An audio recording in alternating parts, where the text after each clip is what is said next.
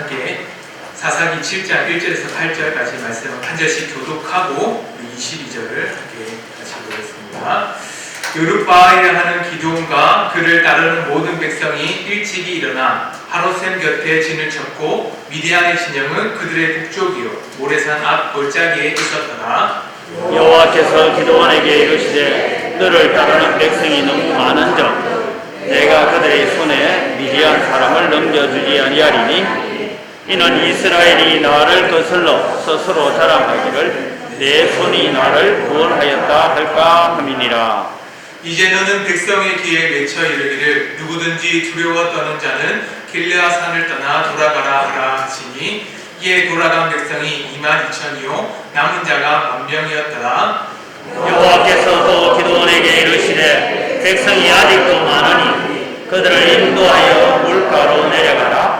거기서 내가 너를 위하여 그들을 시험하리라. 내가 누구를 가리켜 내게 이르기를 이 사람이 너와 함께 가리라 하면 그는 너와 함께 갈 것이요 내가 누구를 가리켜 내게 이르기를 이 사람이 너와 함께 가지 말 것이니라 하면 그는 가지 말 것이니라 하시니라.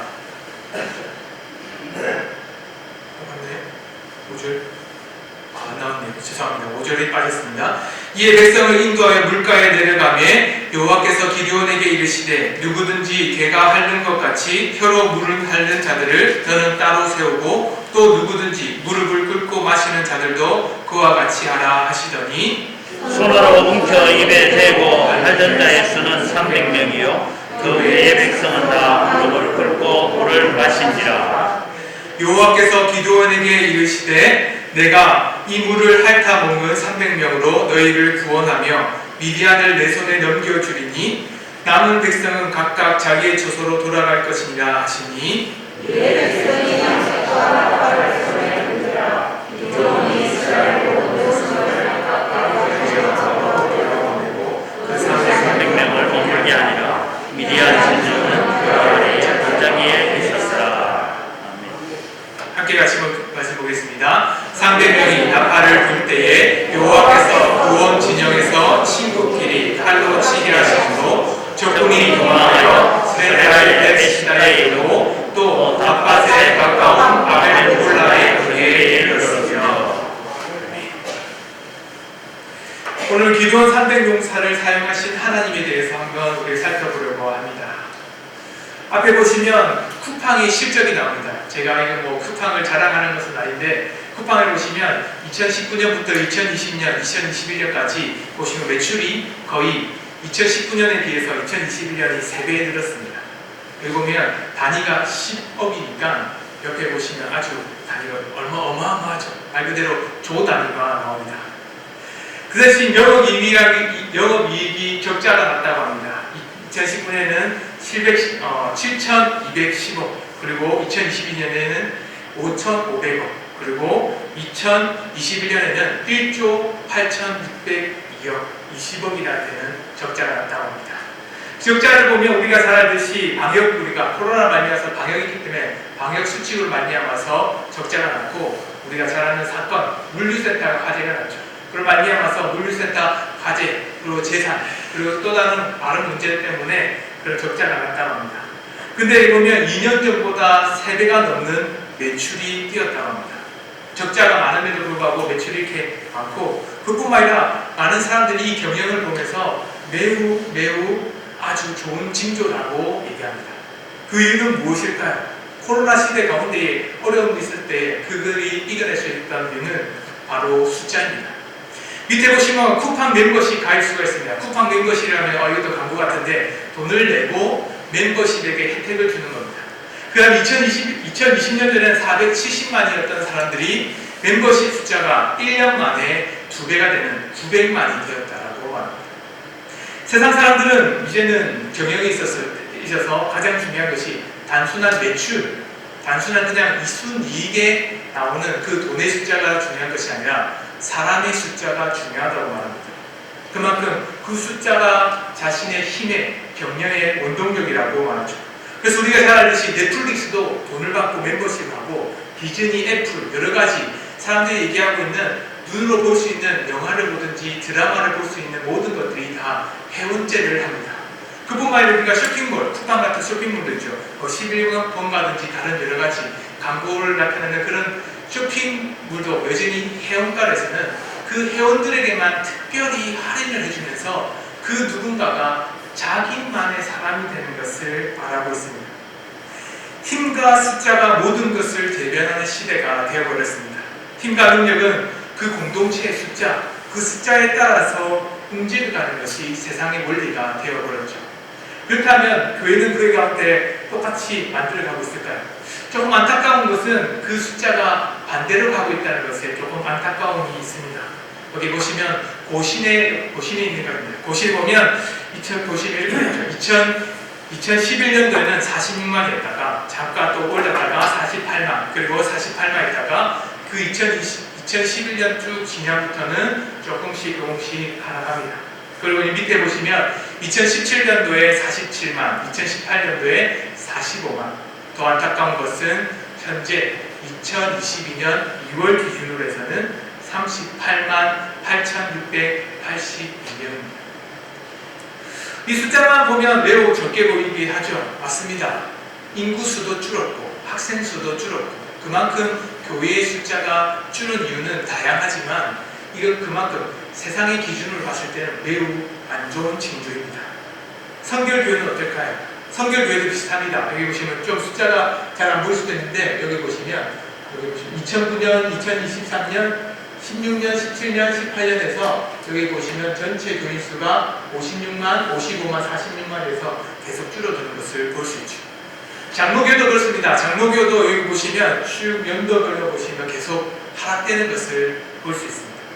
그리고 여기 보면 뉴스앤조이에서 또 6교단, 다 우리가 중요하다고 얘기하는 6교단, 주요 교단 가운데 그 교단의 합계를 다 봤을 때 그 교단 전체도 다 줄었다고 말합니다.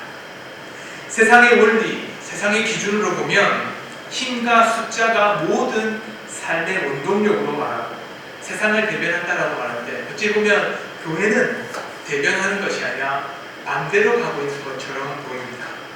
그렇다면 교회가 힘을 잃었을까요? 그건 우리에게 의문점을 두게 만듭니다. 단순히 숫자가 줄었기 때문에 교회가 힘이 없어졌을까? 어쩌면 교인 수가 줄었기 때문에 교회가 할 수 있는 일들이 더 적어졌을까라는 의문과 함께 물음표가 들게 됩니다. 참된 승리의 요건은 우리에게 무엇인지를 오늘 말씀에서 분명히 말합니다. 오늘 믿음의 싸움이 있다라고 말하죠. 숫자 싸움이 아니라 누군가의 힘, 누가 함께 하느냐가 중요하다는 것을 우리에게 잘 보여줍니다.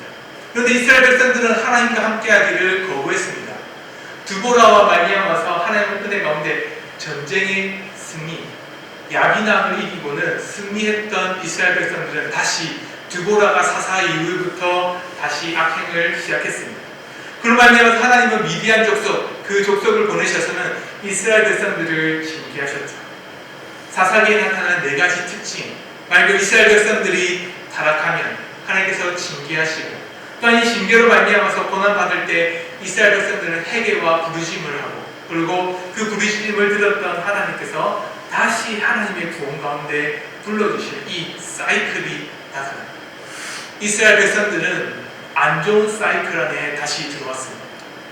하나님의 구원이 있었다면 그 구원 가운데 하나님의 사람으로 더욱더 성장해야 함에도 불구하고 그들은 오히려 타락했고 하나님 앞에 부정했다라고 말하죠. 그렇다면 세상의 원리를 치면 그들이 돈이 없어서 그럴까요? 아니면 숫자가 줄어들어서 그랬을까요? 아니죠. 그들이 믿음이 없어서 그렇습니다. 여기 보시면 그 기드온을 보면서 나타난 것이 있습니다. 하나님께서는 기드온을 부르셨을 때 큰 용사여 여호와께서 너와 함께 계시도다라고 말씀하십니다. 기드온은 큰 용사가 아니었습니다. 오히려 우리가 봤을 때 매우 찌질한, 매우 연약한 남자였습니다. 우리가 좀 오래된 말이긴 한데 젊은 사람들이 썼던 말입니다. 초식남 이렇게 해서 매우 힘이 없고 약한데 좀 야들야들한 남자로 초식남이라고 말합니다. 강하지 않은 남자를 얘기하고 있습니다. 초식남보다 더 연약하고 어리석은 사람이 바로 기드온이었습니다. 기드온은 포도주 틀에 밀을 타작하는 사람이었습니다. 그 말은 무슨 말이냐면, 밀을 타작하려면 우리가 보통 또 곡식을 깔려면 바람에 곡식과 알곡과 함께 겨가 날아가야 되잖아요. 그러면 안에 어떤 장소에 들어가서 하는 게 아니라 바람이 부는 곳에 해야 됩니다.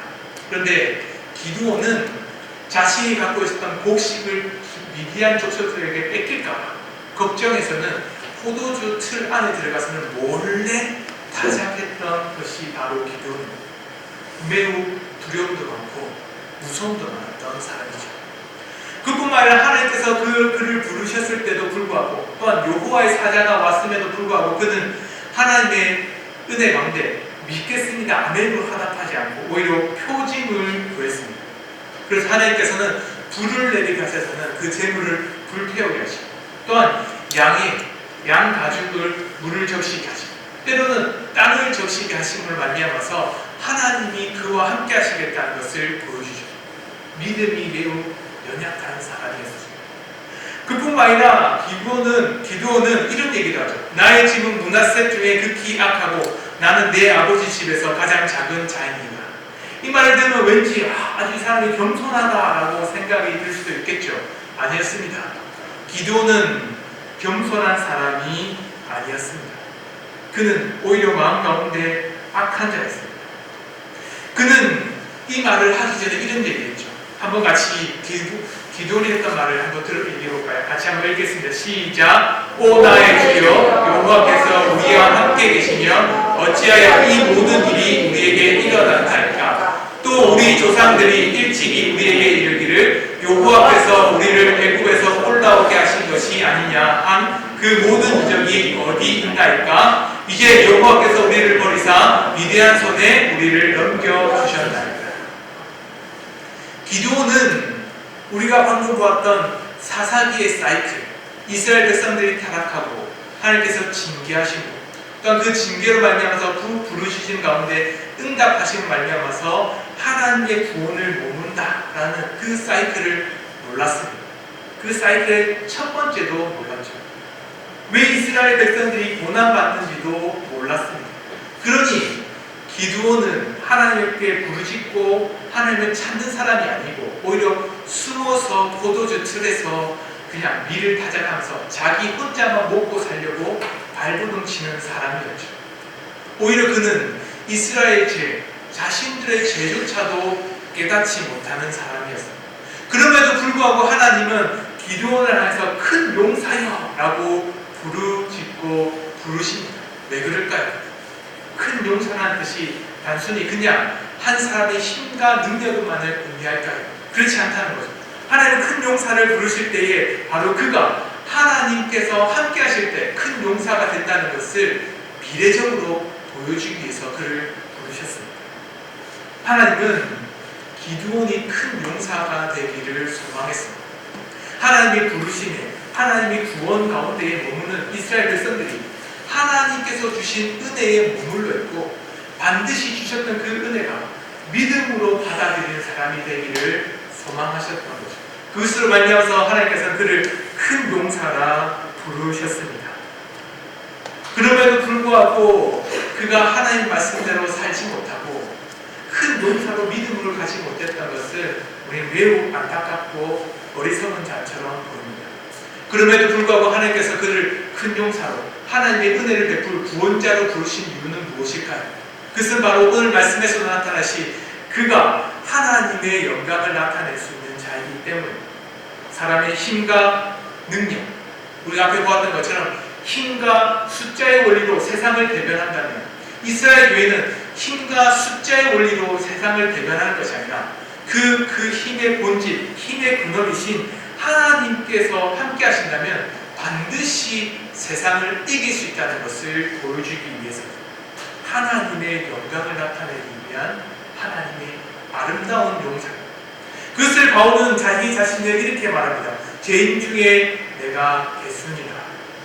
하나님의 구원받은 그리고 하나님의 복음을 전할 때 그 믿음 가운데 나는 가장 거룩한 말씀으로 전한다라고만 말하면 되는데 오히려 자기 자신을 개수 중에 개수, 죄인 중에 죄인이라고 말하면서 오히려 이 복음이 얼마나 크고 놀라운지를 이렇게 말하고 있습니다. 같이 디모데전서 1장 16절에서 17절 말씀을 같이 한번 보겠습니다. 시작. 죄인 중에 내가 그리스도입니다. 그러나 내가 긍휼을 입은 까닭은 예수 그리스도께서 내게 먼저 일체 오래 참으심을 보이사 후에 주를 믿어 영생 얻는 자들에게 본이 되게 하려 하심이라.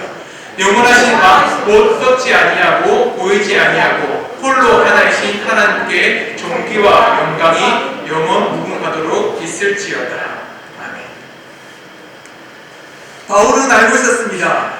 자기 자신이 교회를 얼마나 많이 핍박했는지, 자기 자신의 죄와 허물이 얼마나 컸는지를 알았습니다.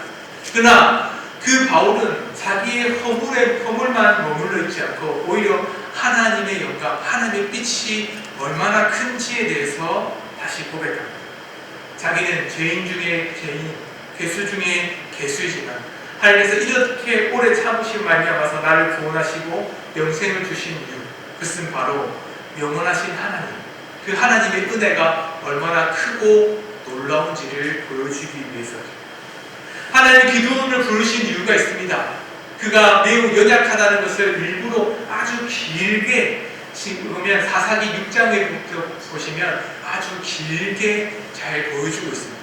그 이유는 그 시대의 사람을 잘 보여줍니다. 이렇게 연약한 기도원이 있는 것처럼 그 이스라엘 모두 다 연약한 사람들이었습니다. 그럼에도 불구하고 하나님은 그 연약한 이스라엘을 그 강한 미디안의 손에서부터 구원할 수 있는 힘이 그 기도원으로부터 오는 것이 아니라 하나님, 그 구원자이신 하나님으로부터 온다는 것을 말씀하시는 거죠. 나태주라는 시인이 있습니다. 풀꽃이라는 시를 쓴 사람이죠. 이 나태주라는 사람의 이름을 들으면 아는 분도 있고 풀꽃이라고 하면 또 아는 분도 있을 겁니다. 그런데 이 말을 이 시인의 시를 들으면 더 많이 알 수 있습니다. 자세히 보아야 예쁘다. 오래 보아야 사랑스럽다. 너도 그렇다. 왠지 이 말을 들을 때마다 가슴이 뛰고 뭉클합니다. 나도 저렇게 됐으면 좋겠다. 저렇게 사람들이 날 봐줬으면 좋겠다라고 생각이 됩니다. 나태주 시인은 매우 크고 어려운 시기를 보냈습니다.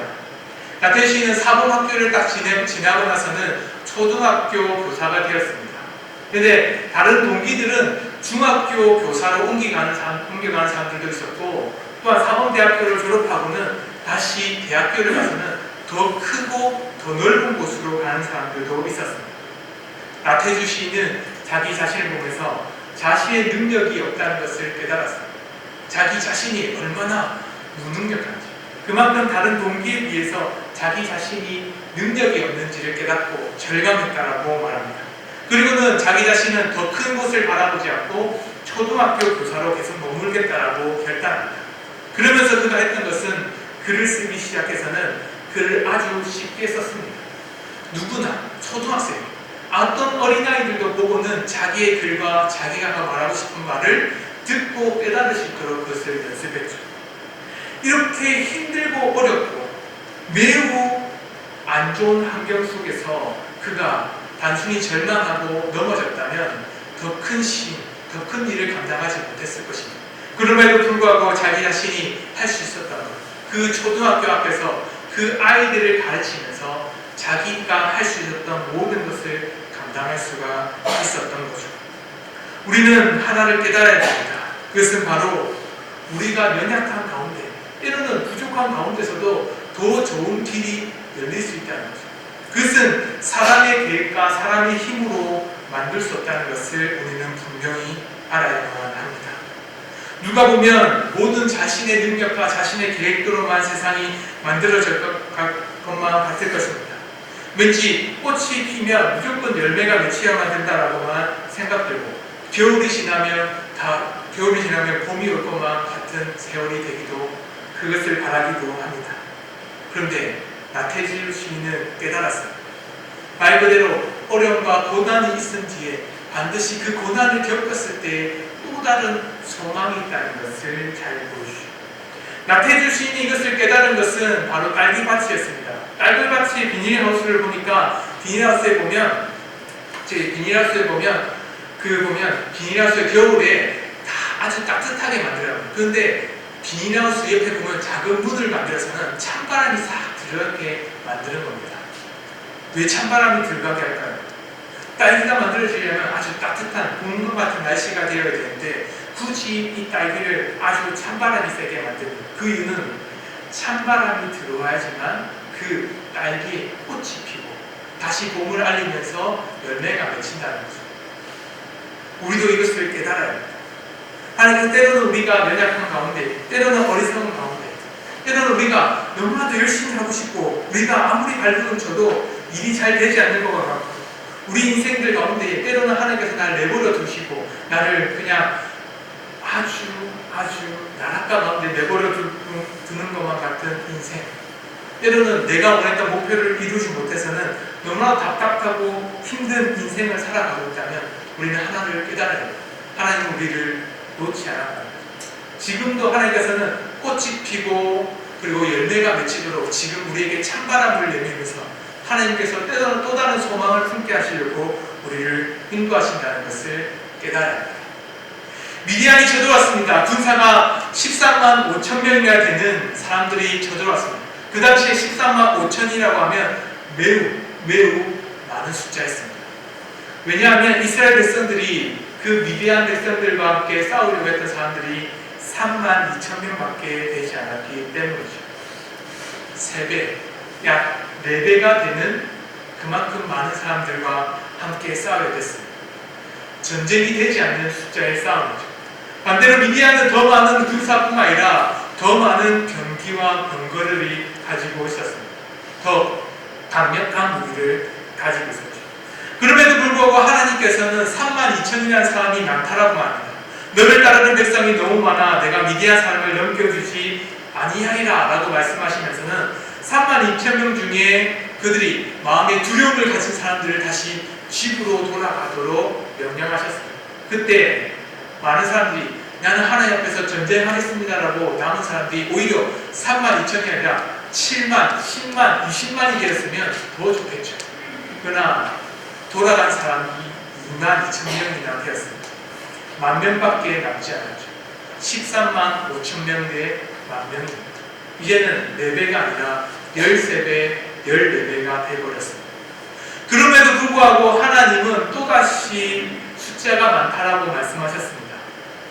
엎드려서는 개와 같이 물을 핥아서 먹는 사람과 그리고는 서서는 무릎을 꿇고는 물을 떠서 입으로 갖다 대고 물을 마시는 사람을 두 종류로 나눠서는 하나님이 어떤 종류의 사람을 택할지를 선택하지 아니하시고는 그렇게 하라고 물을 마시게 만들었습니다. 1만이나 되는 사람들이 가서는 물에 가서는 함께 물을 마시기 시작했습니다. 숫자가 어땠을까요? 물을 떠서 먹는 사람이 300명이었고 그리고 개와같이 엎드려서 물을 마시는 사람이 9,700명이나 되었습니다. 그렇다면 하나님의 선택이 조금만 괜찮았다면 9,700명에 되는 사람을 하나님께서 인도해 주실 거면 얼마나 좋았을까요? 그럼에도 불구하고 하나님은 300명밖에 되지 않는 물을 떠서 마시는 그 사람이 바로 그 사람을 가지고 전쟁에 임하라고 말씀하셨습니다. 하나님은 누구를 먼저 선택하라고 말씀하지 않았습니다.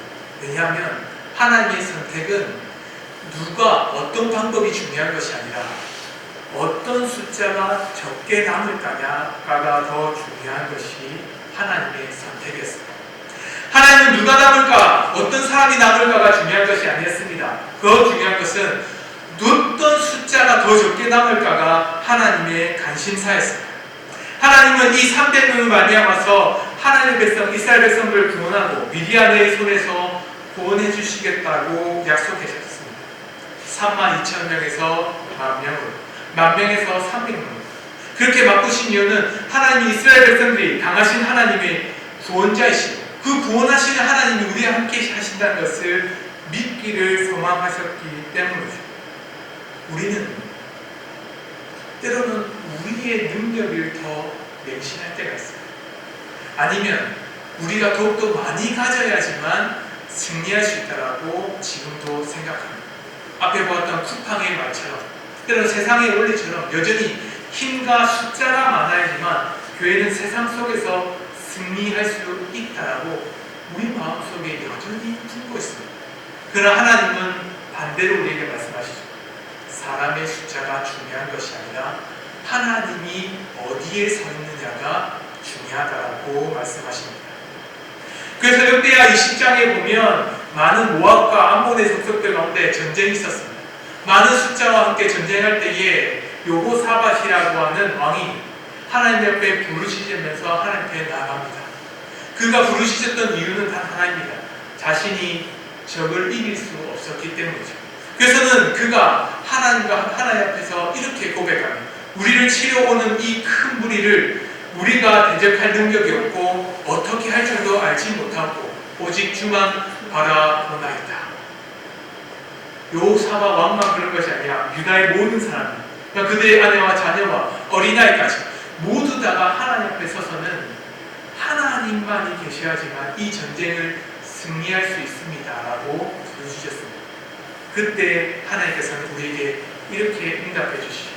함께 같이 15절 말씀을 함께 보겠습니다. 시작. 너희는 이 큰 무리로 말미암아 두려워하거나 놀라지 말라. 이 전쟁은 너희에게 속한 것이 아니요 하나님께 속한 것입니다. 하나님께서 기드온에게 보여주고 싶었던 것이 이 말씀입니다. 미디안의 전쟁이 사람의 손, 사람의 병기와 능력에 있지 않다는 것을 말씀하고 싶었던 것이죠. 그래서는 그 많은 군대들을 다 보내고는 300명만 남기고 하나님의 전쟁, 이 전쟁이 하나님께 속했다는 것을 기드온에게 가르쳐 주었습니다.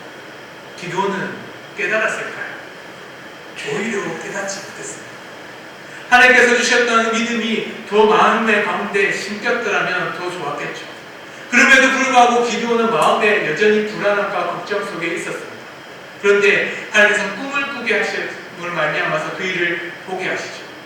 어떤 한 사람이 꿈을 꿨습니다. 그런데 어떤 보리 덩어리가 그 미디안의 전쟁터에 들어와서는 그 전쟁 가운데 미디안의 그 초소가 완전히 회파되는 것을 꿈꾸게 하시고는 그 꿈의 소리를, 꿈의 소식을 기드온으로부터 듣게 하셨습니다. 그런 말미암아서 기드온은 이제서야 다시 확신을 가졌습니다. 하나님께서 부르셨을 때도 불안했고, 또한 하나님께서 그 전쟁 가운데 함께 하시겠다라고 해도 불안했고, 또한 300명을 남기셔서는 하나님의 은혜 가운데 내가 너희에게 승리를 주겠다 함에도 불구하고 불안과 걱정 속에 있었던 그 기드온이 이제는 하나님께서 우리에게 말씀하셨다는 것을 깨닫고는 그 횃불과 함께 나갔습니다. 기름과 횃불을 가지고 나갔던 기드온은 그 300명과 함께 여호와를 위하여, 기드온을 위하여 여호와의 기둥을 칼이다 라는 소리를 짓고는 그 전쟁 가운데 승리하게 되었습니다. 우리가 읽었던 말씀 22절의 말씀처럼 그 모든 군대들이 자신들 스스로 싸우고 스스로 진멸함으로 말미암아서 그 전쟁이 하나님께 있다는 것을 잘 보여주었죠. 우리는 오늘 말씀을 통해서 깨달아야 될 것이 있죠. 불가능을 가능하게 만드시는 하나님, 그것은 성경의 얘기만은 아니라는 겁니다. 하나님께서 우리에게 말씀하고 싶은 것이 있었습니다. 그것은 바로 우리 교회에 하시는 말씀이죠. 우리 교회가 가져야 될 힘은 하나님 앞에 부르짖고 기도하는 데에 있습니다. 우리의 어리석음과 우리의 연약함이 무엇인지를 분명히 깨닫고 하나님이 우리를 채워주시지 아니하시면 결코 우리의 교회가 살아남을 수 없고 세상 가운데 승리할 수 없다는 것을 하나님께 부르짖고 찾기만을 원하십니다. 오직 하나님만을 의지하기를 원하십니다. 우리가 2023년을 준비할 때가 되었습니다. 예계산도 남아있고 또한 저희 집회와 공동회 또한 성구영신 예배도 남아있고 여러가지 우리에게 주어진 일들이 남아있습니다. 그때 우리가 해야 될 것은 무엇일까요? 그냥 예결산이 그냥 내 마음에 들지 않기 때문에 그냥 싫다, 그냥 숫자가 많고 적음에 따라서 우리 교회가 힘들고 어렵다 판단해야 될까요? 그건 아니겠죠. 그러니 때로는 우리의 마음 가운데에 때로는 그 예산이 마음에 들지 않고 때로는 결산이 우리가 생각대로 되지 않는다 할지라도 하나님, 그 속에 힘이 있는 것이 아니라 하나님, 우리가 하나님을 의지함으로 말미암아서 하나님의 일을 감당합니다. 2023년은 하나님과 함께하는 한 해가 되게 해달라고 기도해요. 이것이 우리의 힘과 능력이 되는 겁니다. 하나님은 기드온을 통해서 말씀하고 싶은 것이 분명히 있었습니다. 기드온의 연약함을 통해서 하나님의 구원을 보여주셨습니다. 그리고는 하나님만을 의지하고 하나님의 주인이 되시고 하나님만을 바라보게 만드는 그 환경, 그 인생이 얼마나 크고 놀라운지를 우리에게 가르쳐 주십니다. 우리가 우리의 인생을 만들어갈 때 하나님께서 우리의 주인이 되십니다. 때로는 우리가 가지고 있는 것에 마음이 팔려서는 하나님을 보지 못하고, 때로는 내가 가진 것에 마음이 팔려서는 내 생각과 내 판단이 하나님보다 더 크고 더 높게 생각하고 있지 않은지를 돌아볼 때가 되었습니다. 그러니 사랑하는 성도 여러분, 우리가 하나님을 더욱더 의지할 때가 되었습니다. 코로나 시대가 끝나간다고 말합니다. 이 코로나 시대가 끝나가면 또 다른 세상이 온다라는 사람들도 있고, 때로는 교회가 더 힘들어질 거라고 말하는 사람들도 있습니다. 어떤 사람들은 교회가 더 좋아질 거라고 긍정적으로 판단하는 사람들도 있습니다. 예측을 하는 거죠.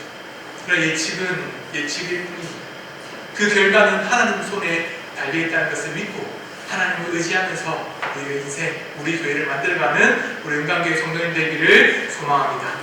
함께 기도했으면 좋겠습니다. 기도하실 때 나의 삶 속에서도 하나님의 은혜가 드러나게 하소서, 나의 능력보다 크신 하나님의 인도하심을 따라 살아가게 하여 주소서, 오직 하나님만 홀로 바라보는 주의 자녀가 되게 하여 주소서. 모든 전쟁이 우리에게 속한 것이 아니라 하나님께 속한 것입니다. 우리가 하나님을 의지하며 승리를 주시는 하나님 앞에 머물며 살아가게 하소서. 우리 주의 한번 외치고 말씀을 두고 함께 같이 기도하겠습니다. 주여!